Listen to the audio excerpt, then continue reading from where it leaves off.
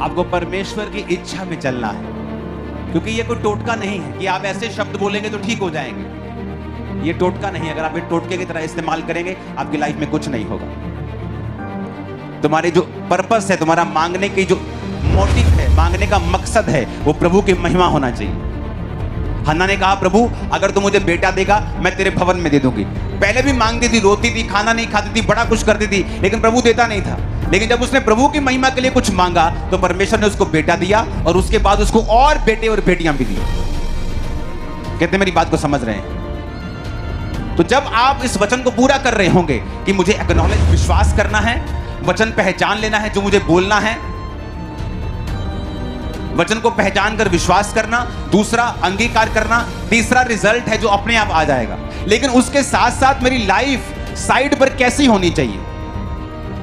अब आपको कोई जाके बोले कि जिम जाना, 3 सेट ये मारना, 3 सेट ये वाले मारना और 3 ये वाले मारना, बॉडी बन जाएगी। वो बात तो ठीक कर रहा है, लेकिन साइड में आपकी पर्सनल लाइफ में आपको क्या खाना है, कैसे सोना है, ये भी बताया जाता है। अगर आप वो पूरा नहीं करते तो ये भी चीज पूरी नहीं होती। तो साथ साथ में परमेश्वर ने कहा, मुझ पे विश्वास करना, वचनों के ऊपर नहीं, जो तुम बोल रहे हो अपने शब्द, मुझ पे विश्वास करना, मेरी इच्छा के साथ चलना, और तुम्हारा मकसद मेरी महिमा होना चाहिए।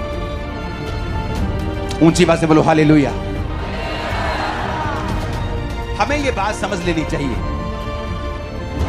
बाइबल के वचन का अंगीकार करते करते अगर आप चोरी करते हैं, आप चोर हैं। आप अपने बिजनेस में, अपने काम में, अपनी ड्यूटी में, आप अपनी जॉब में, अपनी नौकरी में, अपने मालिक की आप चोरी करते हैं, तो आपके बोले गए वचन काम नहीं आएंगे, क्योंकि आपको गॉड्स विल के साथ अलाइन होना पड़ेगा। कि अगर आप चाहते हो कि आपके बोले गए वचन एक फल को पैदा करें और वो व्यर्थ ना हो। अगर आप मिट्टी में बीज बोते हो, तो आप उस मिट्टी की गोटी करते हो, आप उसको बीज बोते हो, आप उसको पानी देते हो, आप फिर उस पर ट्रैक्टर नहीं चलाते हो, आप उसको खराब नहीं होने देते, आप उस बीज की, उस मिट्टी की रक्षा करते हो कि यह फल लेके आए। उसी तरह से आपके बोले गए वचन बीज हैं। आप जब बोलेंगे वो आएंगे, फल आएगा, लेकिन आपको अपने बोले गए बीजों की, अपने बोले गए वचनों की रक्षा करनी पड़ेगी, और रक्षा होगी आपके चरित्र से, आपके कैरेक्टर से। अगर आप गाली निकालने वाले व्यक्ति हैं, आपके बोले गए शब्द कभी भी फल नहीं लेके आएंगे जो आप परमेश्वर में बोलेंगे।